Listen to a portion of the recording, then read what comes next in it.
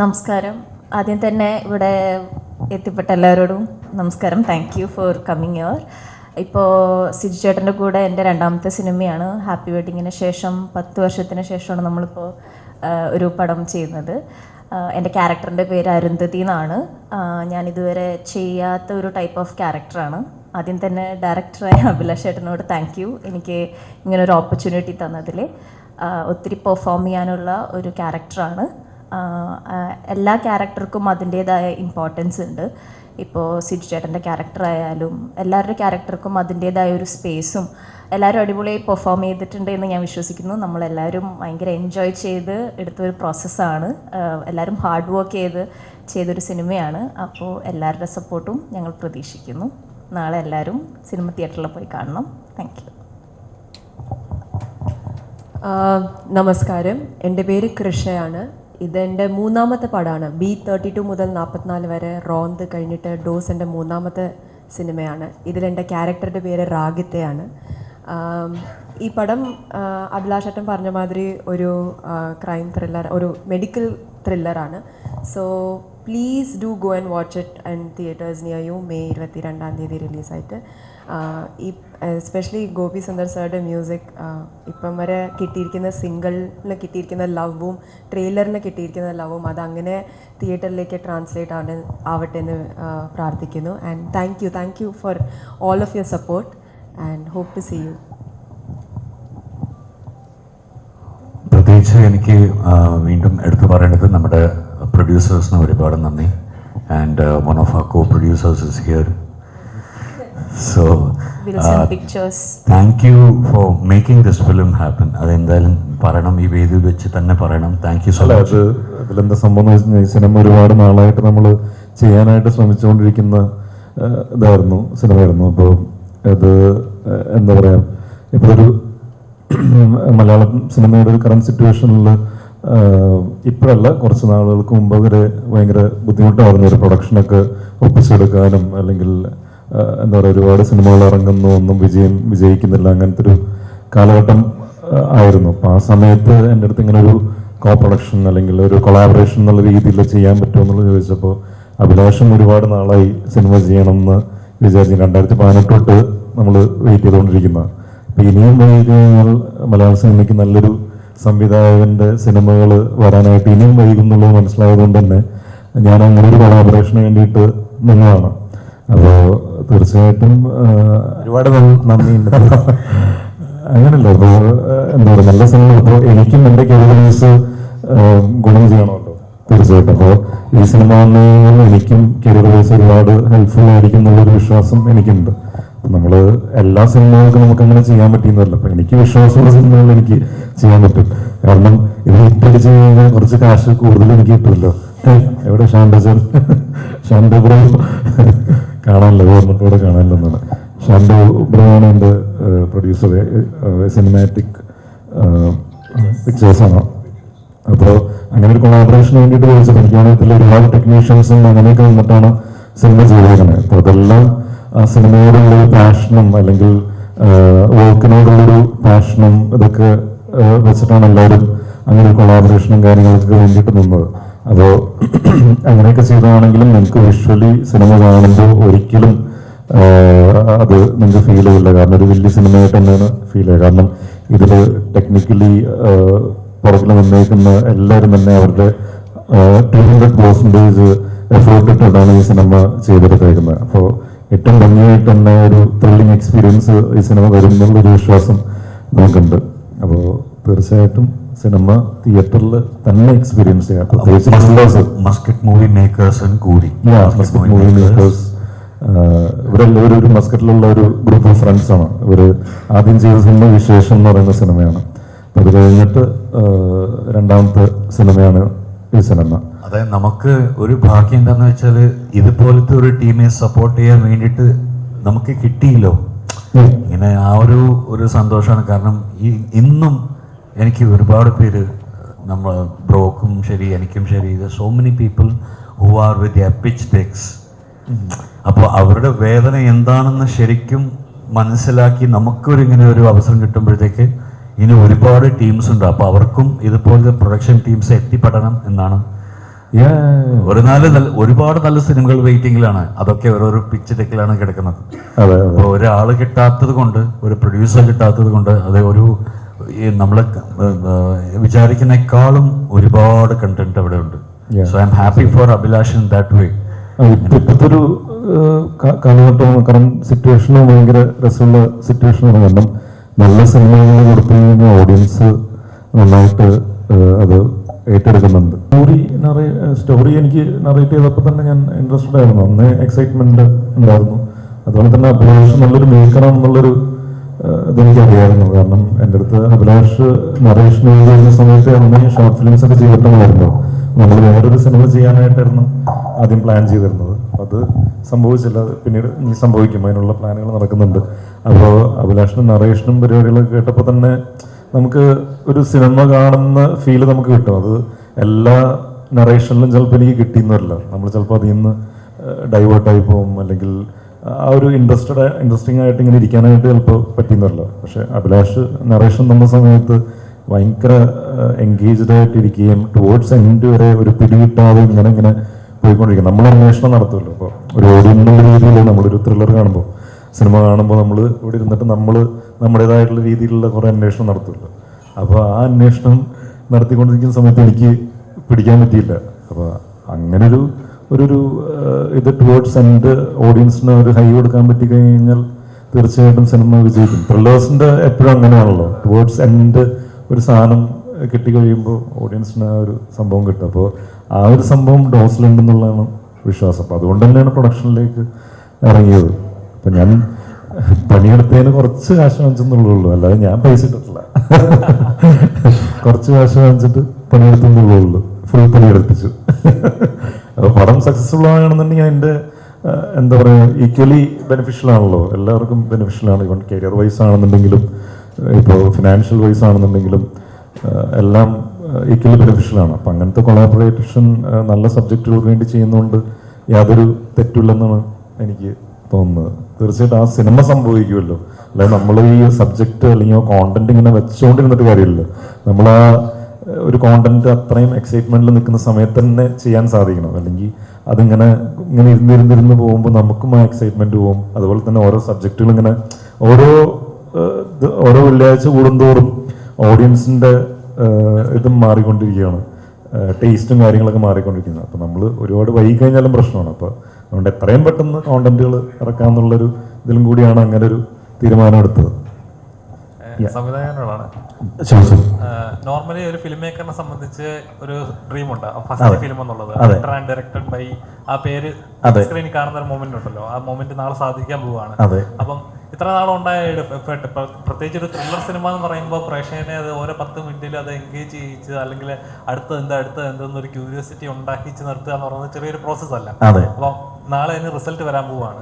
എത്രത്തോളം ടെൻഷനാണ്, എത്രത്തോളം പ്രിപ്പറേഷൻസ് ഉണ്ടായിരുന്നു? അത് ടെൻഷൻ ഇല്ലാന്ന് പറയാൻ പറ്റില്ല, ടെൻഷനുണ്ട്. കാരണം അത്രയും കുറേ നാളത്തെ അധ്വാനമാണ്. ശരിക്കും പറഞ്ഞാൽ ഞാനൊരു മീഡിയ പ്രവർത്തകനായിരുന്നു, ഏഷ്യാനെറ്റ് പ്രോഗ്രാം പ്രൊഡ്യൂസറായിരുന്നു. ഇപ്പോൾ ചോദ്യം ചോദിച്ച ബ്രോയുടെ പ്രോഗ്രാമിൽ ഞാൻ ആങ്കറായിട്ട് നമ്മൾ വർഷങ്ങൾക്ക് മുമ്പ് ഒരു 5-6 വർഷം മുമ്പ് നമ്മൾ ഇടക്കാട് ബറ്റാലിയൻ്റെ ഇൻ്റർവ്യൂ ഞാനായിരുന്നു ബ്രോയാണ് ക്യാമറ ചെയ്തിരുന്നത്. അപ്പോൾ അത് നമ്മൾ കുറേ വിനയൻ സാറിൻ്റെ ഇൻ്റർവ്യൂ ഒക്കെ ആ സമയത്ത് എടുക്കാൻ വേണ്ടിയിട്ട് പോയിട്ടുണ്ട്. അപ്പോൾ അങ്ങനെ ജീവിതത്തിൽ സിനിമയേക്കാൾ വലിയ ട്വിസ്റ്റുകൾ, കഷ്ടങ്ങളും ബുദ്ധിമുട്ടുകളൊക്കെ വന്നിട്ടുണ്ട്. പക്ഷേ ഇപ്പോൾ ഇതിലെത്തി നിൽക്കുമ്പോൾ ടെൻഷനല്ല, കാരണം നമ്മൾ ചെയ്യാനുള്ളത് ചെയ്തു. അത് സ്ക്രിപ്റ്റ് എഴുതുമ്പോൾ തൊട്ട് അതിൻ്റെ റിസർച്ച് ചെയ്യുമ്പോൾ മുതൽ ആ സമയത്തെല്ലാം കൃത്യമായിട്ട് പണിയെടുത്തിട്ടുണ്ട്. ഇപ്പോൾ പോസ്റ്റ് പ്രൊഡക്ഷൻ വരെ നമ്മൾ അതുകൊണ്ട് ഇനിയിപ്പോൾ ബാക്കി ഞാനൊരു ഈശ്വരവിശ്വാസിയാണ്, അതുകൊണ്ട് ബാക്കി ദൈവത്തിൻ്റെ കയ്യിലും അതുപോലെ തന്നെ പ്രേക്ഷകരുടെ കയ്യിലുമാണ്. ഇത് എങ്ങനെ അവർക്ക് ഇഷ്ടപ്പെടുന്നു എന്നുള്ളതാണ്. നമ്മൾ ചെയ്തു വെക്കുന്ന എല്ലാം ഇഷ്ടപ്പെട്ടോളണമെന്നില്ല, കുറച്ച് നമ്മുടെ ഇഷ്ടവും കുറച്ച് പ്രേക്ഷകർക്ക് ഇഷ്ടപ്പെടണമെന്നുള്ള രണ്ടും കൂടിയുള്ളൊരു മിക്സ് ആയിരിക്കും നമ്മുടെ പടം.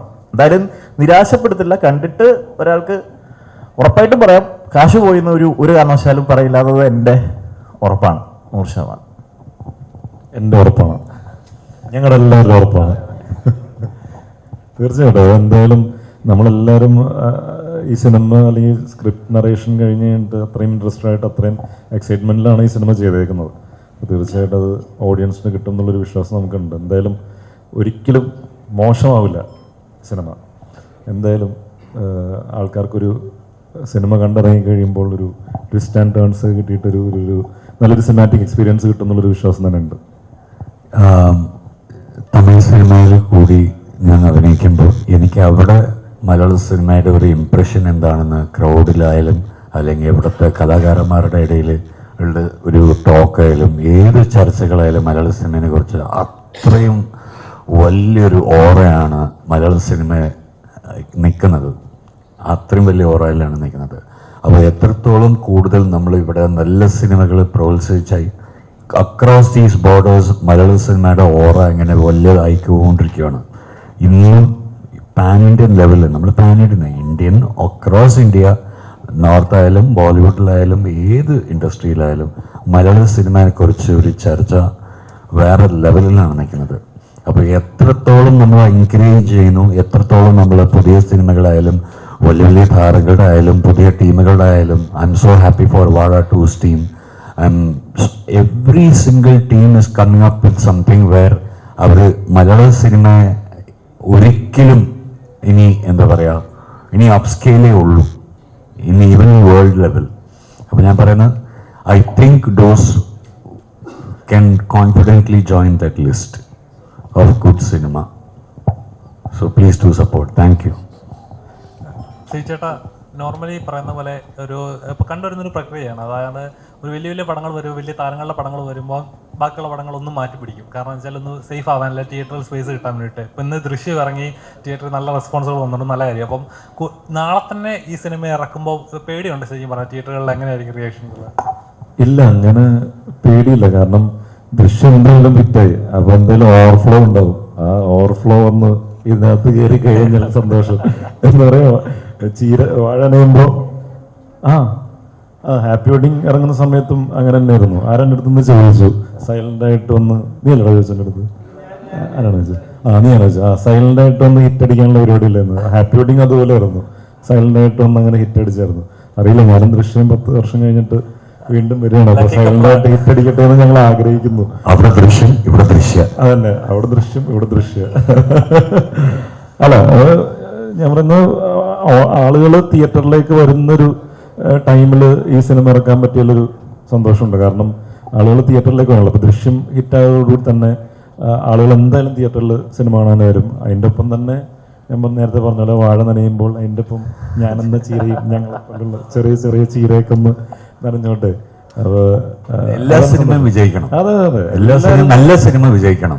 എല്ലാവരും ഓഡിയൻസിനെ എന്റർടൈൻ ചെയ്യിക്കാൻ വേണ്ടിയിട്ടാണല്ലോ എഫേർട്ട് എടുത്ത് അങ്ങനെ ചെയ്യുന്ന ഒരു എന്റർടൈൻമെന്റ് ബിസിനസ് ആണല്ലോ. അപ്പോൾ തീർച്ചയായിട്ടും എല്ലാ സിനിമകളും വിജയിക്കണം എന്നുള്ളൊരു ആഗ്രഹത്തോടുകൂടിയാണ് എല്ലാവരും സിനിമകൾ ചെയ്യുന്നത്. അപ്പോൾ തീർച്ചയായിട്ടും അങ്ങനെ പേടിച്ചിട്ട് കാര്യമില്ല. നമ്മളിപ്പോൾ ലാലേട്ടൻ തന്നെ എപ്പോഴും പറയാറുള്ള കാര്യമാണ്, അതായത് ആ സിനിമ ചെയ്ത് കഴിഞ്ഞു, അത് ചെയ്ത് ഓൾറെഡി നമ്മൾ ചെയ്ത് കഴിഞ്ഞു, അതിൻ്റെ പ്രോസസ്സ് കഴിഞ്ഞു. ഇനി എന്താണ് സംഭവിക്കുക എന്നുള്ളത് തിയേറ്ററിൽ വന്നു കഴിയുമ്പോൾ എന്താണോ കിട്ടുന്നത് അത് എടുക്കുക, എന്താണെങ്കിലും. അപ്പോൾ നമ്മൾ അതിനെ പേടിച്ചിരുന്നിട്ടോ അങ്ങനെ കാര്യമില്ല. എനിക്കിപ്പോൾ അങ്ങനത്തെ എക്സ്പീരിയൻസ് ഒരുപാടായി. എല്ലാം ഓരോ വെള്ളിയാഴ്ചകൾ. ഇപ്പോൾ അഭിലാഷനാണിതിപ്പോൾ ആദ്യത്തെ ഒരു എക്സ്പീരിയൻസ് ആണ്, ആദ്യത്തെ സിനിമയാണ് അന്ന്, ആദ്യത്തെ വെള്ളിയാഴ്ചയാണ് അഭിലാഷിൻ്റെ. അപ്പോൾ അഭിലാഷിന് എന്തായാലും നല്ല ടെൻഷൻ ഉണ്ടാവും. കാരണം അഭിലാഷ് ഷൂട്ട് ചെയ്യുന്ന സമയത്ത് തന്നെ ചെറിയ ചെറിയ കാര്യങ്ങളൊക്കെ അപ്പോൾ തന്നെ ടെൻഷൻ അടിച്ചൊക്കെ നടക്കുന്നതാണ്. കാരണം വേറെ ഒന്നും കൊണ്ടല്ല, അത് ഏറ്റവും നന്നായിട്ട് ഔട്ട്പുട്ട് ഉണ്ടാക്കിയെടുക്കുക എന്നുള്ളൊരു കാര്യത്തിന് വേണ്ടിയിട്ടാണ്. ഡോസ് ഉണ്ടാക്കിയ ആള് ഈ ടെൻഷന്റെ ഡോസിനെ കുറിച്ച് അറിയില്ല. അതെ, ടെൻഷന് എന്ത് ഡോസ് എടുക്കാം. അപ്പം എന്തായാലും ആദ്യത്തെ സിനിമ ഇറങ്ങുമ്പോൾ ടെൻഷൻ എന്തായാലും ഉണ്ടാവും. ഞാനതൊക്കെ മാനേജ് ചെയ്യാനായിട്ട് കുറച്ച് ഇപ്പോൾ പഠിച്ചു. അതുകൊണ്ടാണ്, അല്ലെങ്കിൽ നേരത്തെ ഇതുണ്ട്. പക്ഷെ ഈ സിനിമ വിജയിക്കണം എന്നുള്ളൊരു ആഗ്രഹം ഭയങ്കരമായിട്ടുണ്ട്. കാരണം നമുക്കതുപോലത്തെ സിനിമകൾ ചെയ്യാനായിട്ട് ഓരോ സിനിമ ഹിറ്റടിക്കുമ്പോൾ തീർച്ചയായിട്ടും നമുക്ക് ഓപ്പർച്യൂണിറ്റീസ് കൂടുതൽ വരും. അപ്പോൾ അതുകൊണ്ട് എന്തായാലും ആത്മാർത്ഥമായിട്ട് ആഗ്രഹിക്കുന്നുണ്ട്. അതുപോലെ തന്നെ അഭിലാഷ് എന്ന് പറയുന്നൊരു മേക്കർ ഇവിടെ മലയാള സിനിമയിൽ വരണം എന്നുള്ളതുണ്ട്. അപ്പോൾ നമ്മൾ അടുത്ത പരിപാടി പ്ലാൻ ചെയ്യുന്നുണ്ട്. അത് എത്രയും പെട്ടെന്ന് തന്നെ സിനിമ ആക്കിയിട്ട് അത് ഒരുപാട് വൈകി, അത് എത്രയും പെട്ടെന്ന് തന്നെ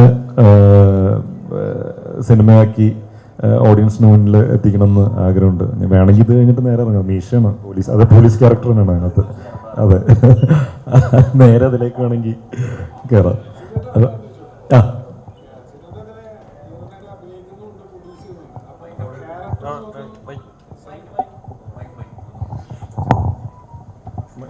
മൈക്ക് വരുന്നു.